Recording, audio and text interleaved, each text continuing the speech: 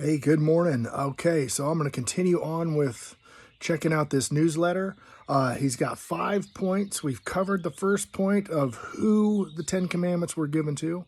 Okay, the next one is where they were given and why were they given. To increase awareness of sin. He says they were given at Mount Sinai, and then he has Horeb in quotations. Okay, so we got in Egypt, Mount Sinai, Horeb, Deuteronomy 5:2, and then to keep this video brief, we're going to be talking about this. We'll take it all the way to this Galatians 3:19, why they were given. Okay, Mount Sinai, Mount Horeb, they're 6.5 miles apart. Okay, so when they're at, the people are at Horeb or down below Horeb in the valley, camped out. Moses will have to go all the way like a day hike to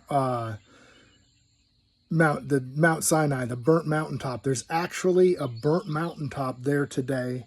There is a split rock at Horeb. These are sites in Saudi Arabia. Ron Wyatt's got a video on it. It's kind of cool. I'll find that and I'll post that down in the comments. Anyhow, why they were given, Galatians 3:19. Okay, let's go check out Deuteronomy 32. There's a couple points on that, or not Deuteronomy 32, excuse me. Deuteronomy 5. There's a couple of points on that. And then we'll go to Galatians 3:19. The Lord our God made a covenant with us in Horeb. The Lord made not this covenant with our fathers, but with us, even us who are all alive this day. Okay, that's kind of trippy, but this is the second telling. This is Moses retelling the story. Okay, if we go back to Exodus 16, before this, God told Moses he was going to test those people. It says, I will prove them, which means that I'm going to test them. Okay, and then he gave them the rules of the Sabbath. And that's when he's given them the manna.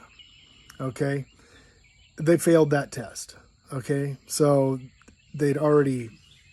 God was already pissed off.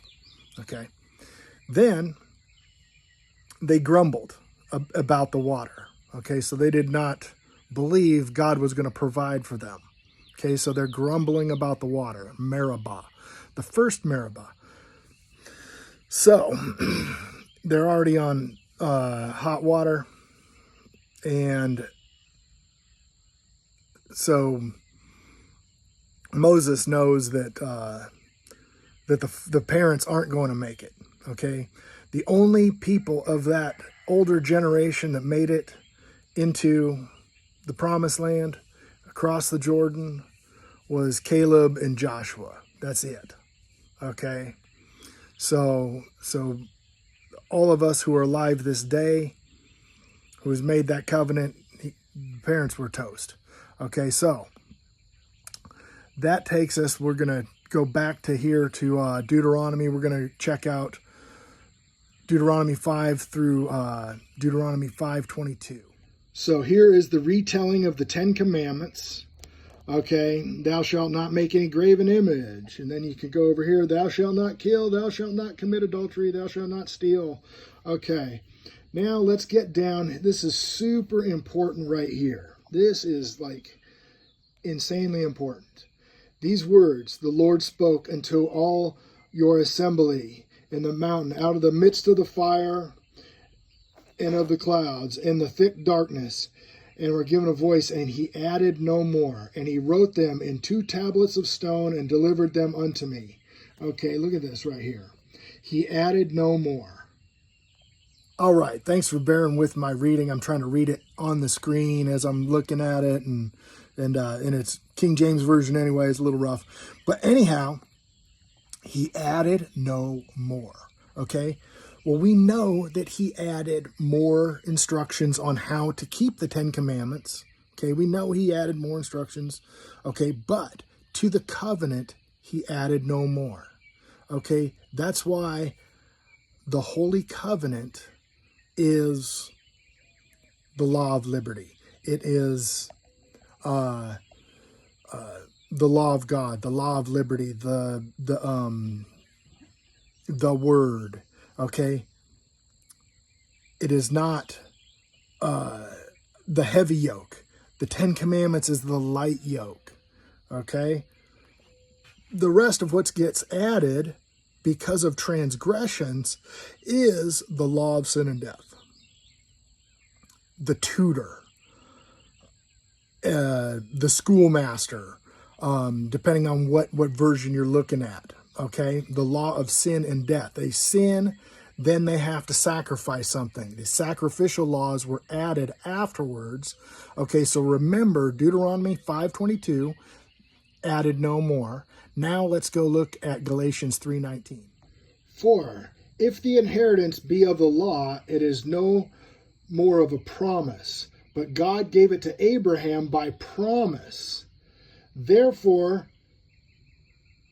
then serveth the law? It was added because of transgressions, till the seed should come, whom the promise was made, and it was ordained by angels in the hand of the mediator. Okay, this is the next big blunder. There's two separate covenants here, two separate laws, okay?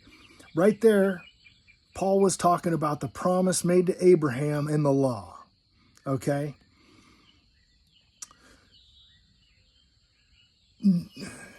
Christian doctrine and Christian teaching will tell you that Exodus 19 was where the Mosaic covenant started. That's incorrect, okay? The Abrahamic covenant was renewed at this point. Peter calls it refreshed. Just Hebrew language calls it refreshed. So that's a I'll get into that part. Okay, but right here he says it was added after transgressions. Okay, so the next transgression that they have was the golden calf. That is Exodus 32, the golden calf. He comes down the mountain, he's got his tablets of stone, and boom, here they are with the golden calf. Okay, they made that golden calf to Yahweh. Okay, you cannot just worship God any way you want. Okay, you cannot make an idol and then call it God and worship it. That's a no-go. Okay, I mean he gave them the 10 Commandments, and they went out and they made an idol, a graven image, and they were worshiping how they worship other gods. This is how they did it back in Egypt. Okay, so Moses has to do some fast talking. They are told to leave Horeb, pack your junk, get out. Okay? They're told to leave Horeb and place all their adornments at the base of Horeb. Then, Exodus 34, God takes them, he renews the lease, okay, on the covenant. He gives them two more, he rewrites the tablets of stone that Moses broke, okay? Then after that, he's going to give them a bunch more laws. He's going to heap on them the laws of sin and death, the laws after the transgression, okay? Let's go to a couple of places. Stick with me. We're going to go just to a couple of places. I'm going to go to Jeremiah, where he explains this, how sacrificial law wasn't even going to be part of the deal. Okay, this is Jeremiah 7. For I spake not unto your fathers, nor commanded them in the day I brought them out of the land of Egypt concerning burnt offerings or sacrifices. But this thing I commanded them, saying, Obey my voice, and I will be your God, and ye shall be my people, and walk in all the ways that I have commanded you, that it may be well with you until you. But they hearkened not, and inclined their ear, but walked in the counsels and the imaginations of the evil heart, and went backwards and not forwards. Now, if we go back to Galatians, God calls that part of the law the schoolmaster.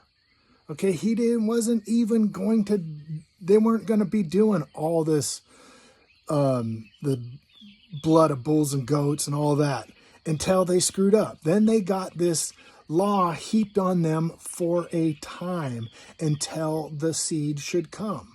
Okay, now we're going to go back to Galatians briefly, and I'm just going to show you that there was 2 covenants. Okay, Paul uses an allegory of the Hagar and Sarah.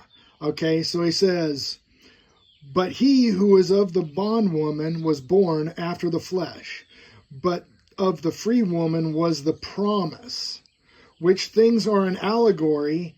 These things are 2 covenants, one from Mount Sinai, which is Agar. For this Agar is Mount Sinai in Arabia, and answereth to Jerusalem, which is now and is in bondage with her children. But Jerusalem, which is above, is free, and the mother of us all. All right. Paul can be a little bit confusing, but we have 2 covenants explained with an allegory of Agar and Sarah. Okay, Agar, the bondwoman, he says is in bondage, okay, and that is, he calls that Sinai because they were told to leave Horeb. Okay, then he calls the other covenant of the free woman of Sarah, and he calls that Jerusalem. Jerusalem is another way of saying from heaven, from God above. Okay, if I'm in Israel, and let's say I'm down in Tel Aviv or Haifa or somewhere, and I was going to Jerusalem, and in conversation, all I need to tell somebody is I'm going up. They say, where are you going today? I'm going up. They automatically know I'm going to Jerusalem. Okay, they might ask me, what sights are you going to see when you're in Jerusalem? I say, I'm going up. What sights are you going to see when you're in Jerusalem? Oh, well, we're going to go to the wall, or, we're going to Old Jerusalem. Whatever you're going to do, then you carry on your conversation. All you have to say is, I'm going up. Okay, so Jerusalem is just another way of saying it came from a heavenly place. Okay, and it's, what's that? It's the mother of us all. Okay, so this is God's love is the 10 Commandments. Okay, and I'll get to that in the videos too. Okay, so we see the stumble of not knowing the difference between the Holy Covenant and the 10 Commandments and the laws that were given after the transgression. That's 2 laws that are in play, okay? And then a third set of laws that would have been in play back in those days would have been the Takanot, or the rabbinical laws added because of just, people's human nature to mess up. They just add to the laws, and then they end up with all these rabbinical traditions. Okay, today we have 4. Okay, because now we have the rabbinical traditions, and then also now we've put on our Western Christianity doctrines of man, and muddied the waters even more. Okay, so let's go. I'm going to take us to one more place for this video, and we're going to go to Luke 1, 72 and 73. This is Zacharias. This is John the Baptist's father. And when John the Baptist was born, he got his voice back, and then he prophesied about the coming Messiah that his son was going to be out in front of, paving the way for. Okay? All right. So here's Zacharias, and this is Luke 72, to perform the mercies promised to our fathers, and to remember his holy covenant, the oath which he swore to our father Abraham. Okay, so this is another place where we show that the Messiah is coming to remind us of the oath which they swore to our father Abraham, and the covenant and the Holy Covenant. So we've got the Holy Covenant, which goes in the Ark of the Covenant, in the mercy seat. Okay, the 2 tablets of stone go into the mercy seat. Here is the Messiah is coming to show you, to remind us of that covenant with Abraham. Okay, so it's not the Mosaic covenant in Exodus 19. It's a renewing of the Abrahamic covenant. One more witness to that. I know I said one more, but I'm going to get in one more. Okay, here we are at Psalms 105.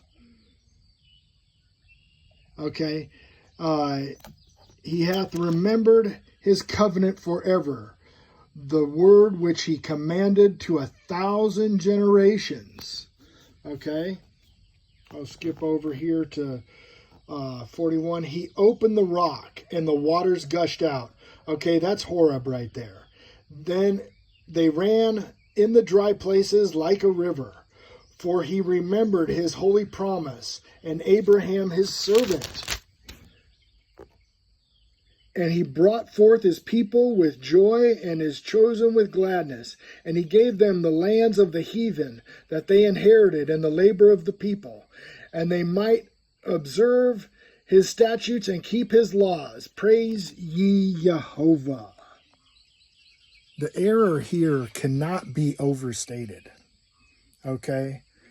In my next video where he goes to Colossians 2:14, where he nailed the law to the cross. Okay, they don't know the difference between the different laws. Okay, and Paul will just say the law, and you have to really know what he's talking about to know which law he's talking about. Okay, and if you do not know the Old Testament, you're not going to know what he's talking about. Okay, so that's a huge problem. Okay, not knowing the difference between the Mosaic covenant and the Holy Covenant, lumping those two together, confusing it. It is insane that this is part of that this is the issue. I went to the best teachers I could think of. Okay, John MacArthur and all these other sites to see what did they teach about the covenants. And they're wrong. Okay, right there, I just gave you Zacharias, the Psalms. I could keep going. I mean, it's all over these Psalms. Okay, they're talking about the water and the rock and the promise to Abraham. And okay, Ephesians 2:12. You're no longer a stranger to the covenant of promise. Okay, because the Messiah came and shed his blood. This is the covenant of promise right here, guys. The 10 Commandments. All right. See you guys on the next one.